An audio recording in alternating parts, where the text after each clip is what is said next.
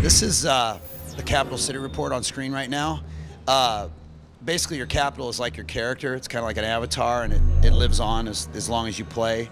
It's always working for you, whether you're in the capital, whether your computer's off, whether you're away doing a skirmish or a battle or a multiplayer or a quest.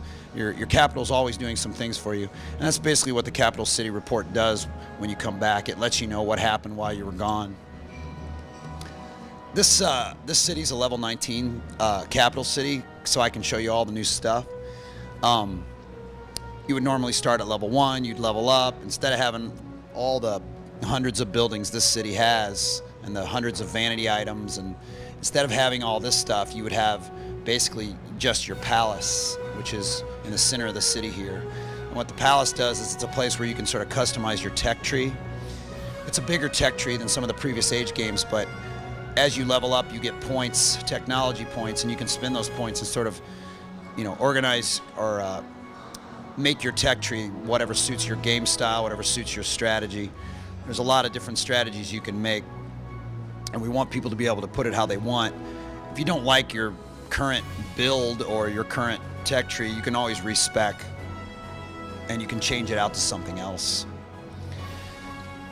Buildings, all these buildings come in form of blueprints when you get them. Blueprints is basically an item in the game. It's loot. Blueprints come from quests. You might trade them with friends. You might buy them at stores. But whenever you get blueprints, you build them wherever you want and however you want in your city. There's three kinds of buildings really. And they all come in form of blueprint. There's buildings that have a game function, like the palace I just showed you, and I'm going to show you some more. There's also buildings that are just pure vanity, and I'll throw a few vanity items down. I'll just decorate this real quick.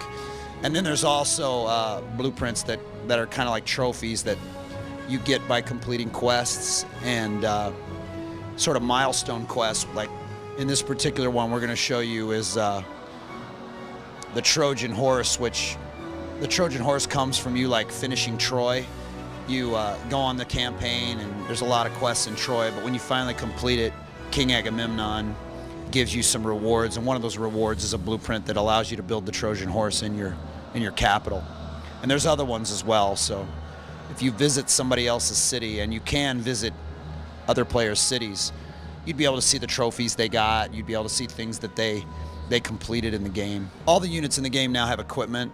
Units primarily have 4 slots, equipment slots, armor, helmets, weapons, shields, and all the buildings in the game pretty much have 2 equipment slots. All the equipment in the game, when you put it on units, will show up on the unit when you go to battle or go on a quest or get in multiplayer. So if you and I were to play, your hoplites would maybe have different equipment on them, and even though it's the same unit, they could look different based on what equipment you put on them. Buildings don't do that, however. Buildings do get bonuses from equipment, but they don't really change in the game.